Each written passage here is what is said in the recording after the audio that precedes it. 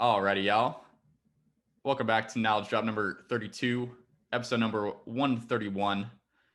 In this one, I think that you guys are going to like this one. This is always a hot topic, People, this is probably one of the biggest pain points, one of the main things people struggle with ecom. I want to talk to you guys about a little bit how we've been looking for and finding products to sell as of late in good old September 2021 when this is being released. As I mentioned in one of the previous episodes, something that we're working on right now is launching a new brand, launching new stores, testing products, trying to figure out what our next big play, our next big brand is going to be. So in doing that, I've been doing a lot of product research lately, trying to figure out, what's good to sell, and want to walk you guys through some of the methods that I've been using.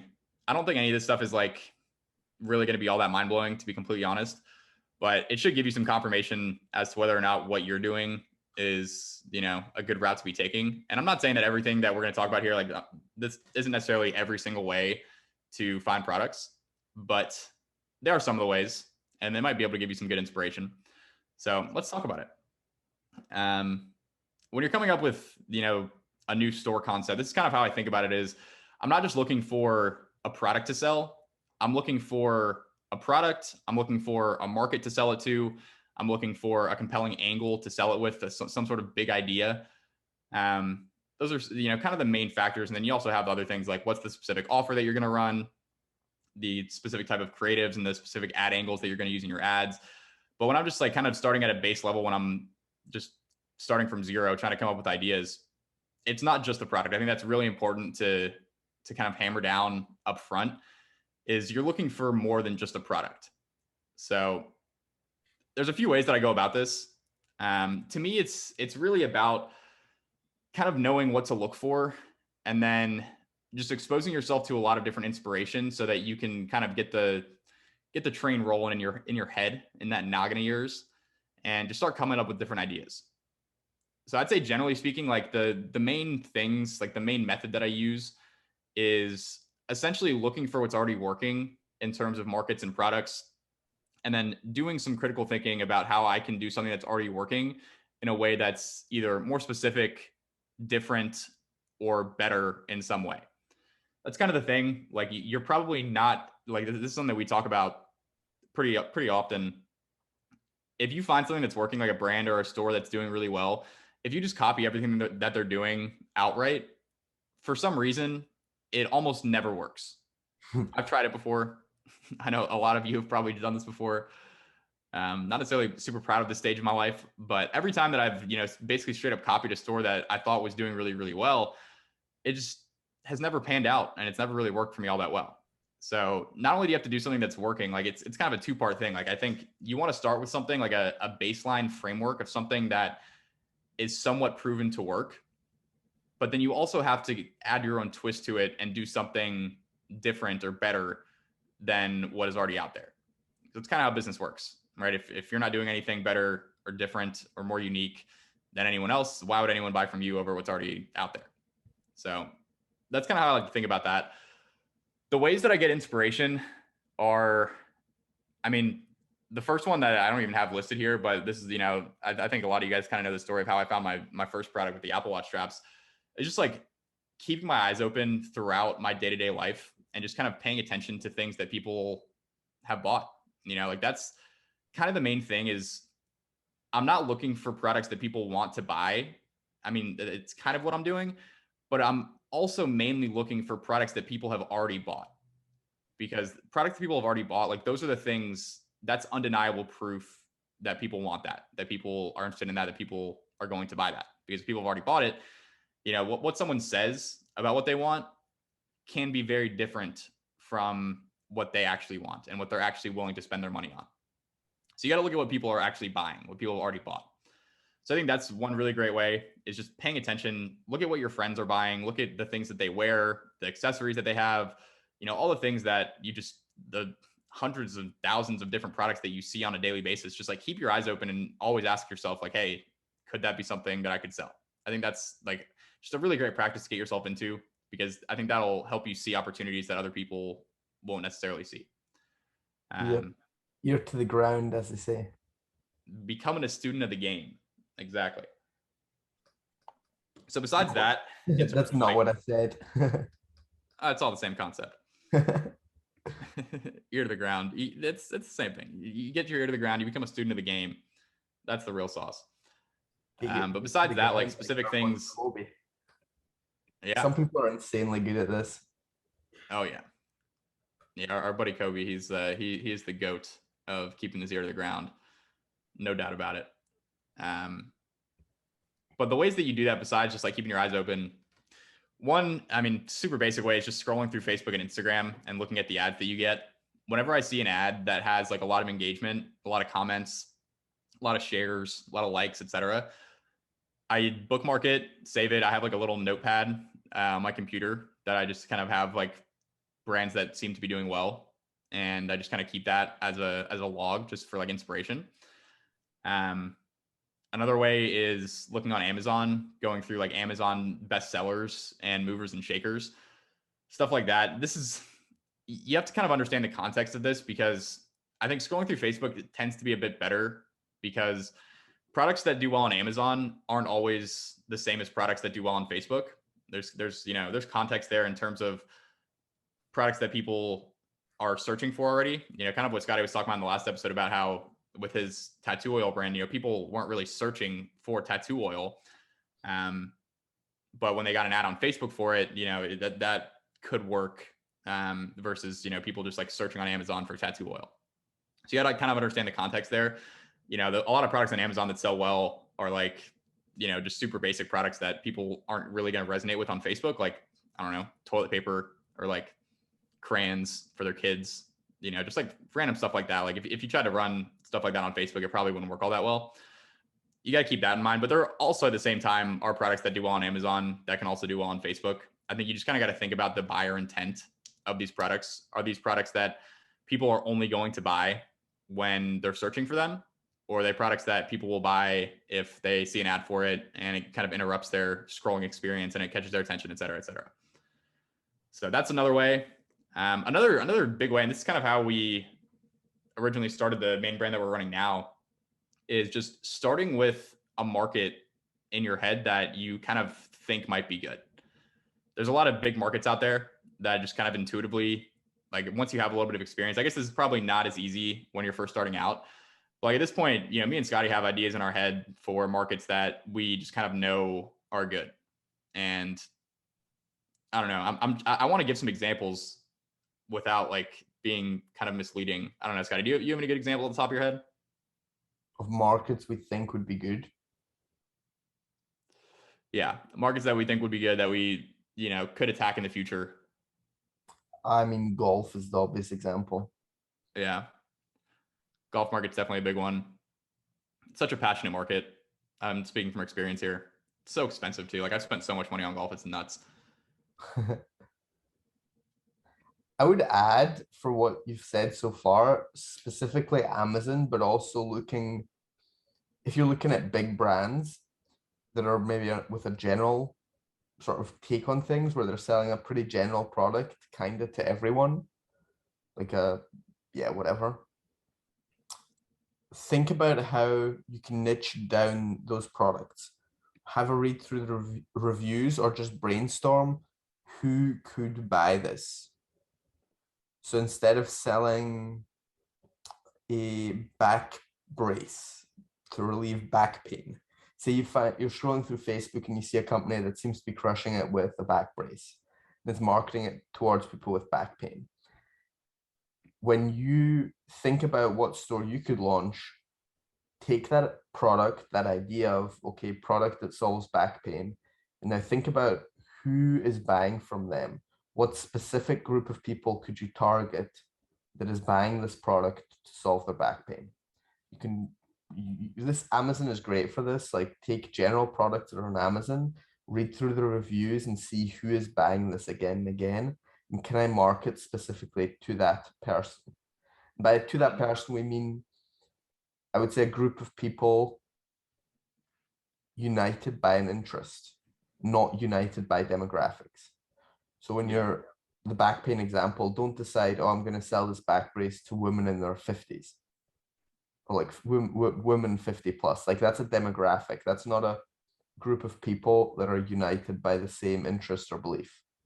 You'd be better off, I think, marketing it to women who enjoy hiking or whatever and Yeah, have one back. example I had for that idea was like this market might be a little on the small side, but like women who used to be gymnasts or something like that. I don't know. That's just like off the top of my head, but people who did gymnastics, that's a pretty tough sport on the body, and maybe they have back pain, and maybe you could kind of niche it down and market it only to that specific type of person. Yep. Niching down, I think, is a great way to find new brand ideas without finding new products. So you find general products and you then find a market and an angle for those general products. Yep. I think that's probably, I don't know, that's like to me kind of the most proven way of doing that, because if you do things that way, you kind of take out the factor of like, is this actually a product that people want to buy? Because if you're starting with a product that's like, that is doing very well, that sells very well on Amazon or, other websites, whatever, you kind of take that out of the equation of, is the product the problem? In that case, if it's not working, that it's not the product, it's maybe it's the market, or it's your advertising, or it's the way that the product fits with that market. um, I think as much as possible, like with ecom, you want to start with like proven things, start with a framework with as few unknown variables as possible, if that makes sense. That does make sense. So you're saying don't sell ukuleles because you thought it would be funny. Probably not. I mean, ukuleles, that's somewhat of a proven product, right? Like obviously people buy ukuleles. Um, I mean, that's just about an every inside joke. product gets bought by someone, Yeah. but are people buying them right now from Facebook or Amazon for whatever reason? Well, not according to the store we tried to run last year. No. Thing about that is though, the ideas that are more out there are more likely to flop, but I think if they succeed, they're more likely to be huge as well. Yeah, I agree. I definitely agree. I think that there's kind of like a sweet, like there's somewhere in the middle there where you're selling something that's like not as crazy and not as niche down and weird, but the potential for it is just not as high versus when you go for something that's like just kind of a little bit more out there. Yes, it's probably less likely to work, but if it does work, that just might hit different, just might hit different. That's the thing though, there's nothing really wrong. Like if you've got experience, you can go after those things that are most likely to flop, but if they don't, they could be huge. Because like the cost of testing is so low versus the potential. The problem becomes when you're new and you've never actually ran traffic profitably to anything, you then don't know, is it actually the product or this idea that's crazy, or is it not working because I'm doing a million things wrong? That's kind of the problem. So you need to know, you need to have experience to where you've run other offers profitably before I Hmm. would go swing for the fences with weird ideas. Yeah, I think that's probably some good advice. Another thing, another way I've been able to find different ideas for products and stuff is through forums like Reddit or other online forums. Like most of the online forums that aren't Reddit are like super old. Like they're like all the posts are from like 10 years ago. There are some that are more recent, but I feel like a lot of that stuff has moved over to Reddit. Um, but if you find, especially for, like big events in people's lives, like I'm trying to think of a good example here. Um, people who have, I don't know, some specific foot pain and they've just had surgery, or they're an athlete had that's, going through like recovering from an injury. You can find like Reddit posts and forums and stuff that are like, what got you through this stage of your life. And then people will talk about products they bought and things that they did that really helped them get through, some sort of big life event, some sort of tough time. Not always a tough time. It could just be, something that's not necessarily like a bad thing, but just something like a change in someone's life. Um, I don't know. I just moved, or this whole like the whole work from home thing, like I guarantee you could find some Reddit posts about my work from home essentials, or like these things got me through COVID, something like that. That's just a weird example off the top of my head, but you can find stuff. And I found a few ideas for like potential upsell products for our main brand by doing research like this and just seeing what people like are saying about, this was amazing in this time of my life, and just kind of do things that way. Gotcha, that's interesting. I think one other perhaps method you could use is instead of scrolling through Facebook, is go on different traffic sources. So like see what's being pushed on Snap, see what's being pushed on with IG influencers, see what's being pushed with TikTok ads. No Mm-hmm. guarantee that any of that is going to translate to Facebook, but it's certainly worth a try. Definitely. And then another big tip, like something I do once I have some sort of an idea for a market or a product, one of the first things I like to do is just kind of get a general view of the landscape of like what brands are already selling this, what are they doing, what's their general strategy, how are they running ads, how are they getting traffic. And the main ways that I do that is like I just Google whatever idea I have for, usually it's a product. And then I'll immediately go to the Google shopping tab, which is, all the ads and stuff that brands are running for these products. And I'll take note of, the main brands that are selling whatever that product is. And usually you can tell just by like, a big way to tell is just like the amount of reviews that they have. If they have hundreds or thousands of reviews, then they're probably pretty established. They probably know what they're doing. And then I'll go and I'll look them up on Facebook, and I'll find their Facebook ads library, and I'll see how they're doing their Facebook advertising. Now, you do have to be careful with this because a lot of brands that sell different products don't get all of their traffic or most of their traffic from Facebook ads, kind of like, the methods that we do ourselves and the methods that we teach. So you got to keep that in mind. Like if you go to a Facebook ads library of a brand, especially if it's like a big brand and they get most of their traffic from direct or from search or something, a lot of their ads might just be retargeting ads. So you kind of got to take that into account and maybe not put as much stock into that. But you can also tell through the SimilarWeb Chrome extension, not all the time. And I feel like SimilarWeb's definitely not always super, super accurate, but it can give you a basic idea of, where they're getting their traffic. And if like, one sign that I'm usually looking for when I'm thinking about selling a product is I generally like to see other brands selling that product with Facebook ads and getting most of their traffic from Facebook ads. Is that always the case? No. But it's again kind of like back to what we were talking about earlier with Amazon, like the context of when people buy things. Just because one brand is selling something really well, like you gotta think about how they're getting traffic and how you're going to be getting traffic.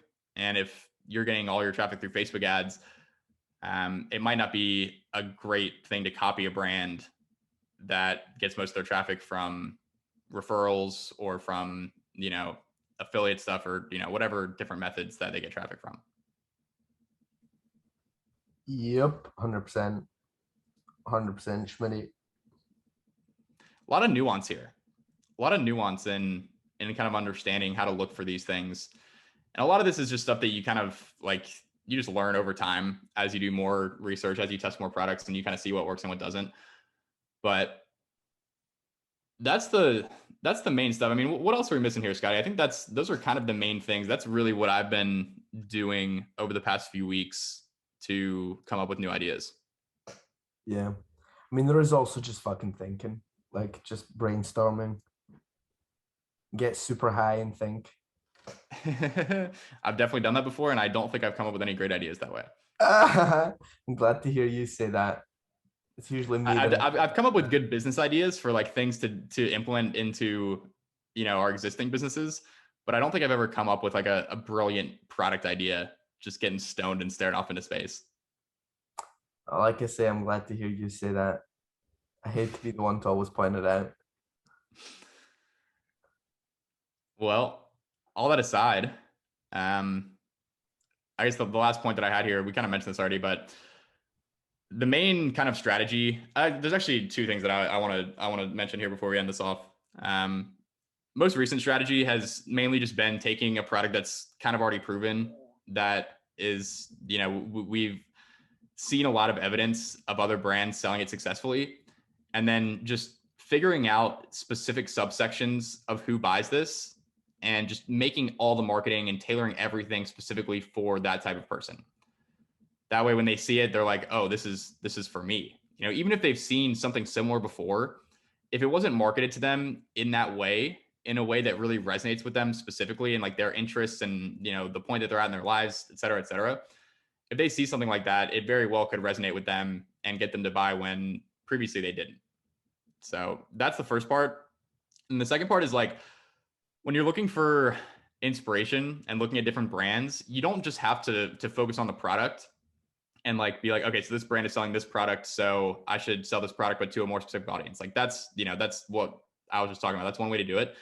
But there's also other ways to go about that. You could look at a brand that's doing well and say they're selling, you know, they're selling one product, but you could take what the brand is doing, say the brand is in a specific market already, be like, oh, so they're in this specific market. I could sell to this specific market, but sell a different product. It's kind of like a puzzle. Like you can take different bits and pieces of what's already working and then figure out how you can do something that's different, more unique, better, more specific. And it doesn't just necessarily have to be, okay, so this brand is selling this product, so I should sell this product and then do something different. You can also sell different products. You could sell to the same market. You could sell with completely different angles. Like there's a lot of different ways that you can differentiate yourself. It's not all just about the product. Yep. Good stuff. Good stuff, Scott, man. So that's the rundown on how we've been looking for and finding products to sell lately. And hopefully that was valuable to y'all. I think there was a lot of good info in there. Good reminders for myself as well. And I think that'll do it for this one. We got one more episode for you guys coming this week. A much awaited update on iOS 14 and Facebook ads. We'll talk to y'all there.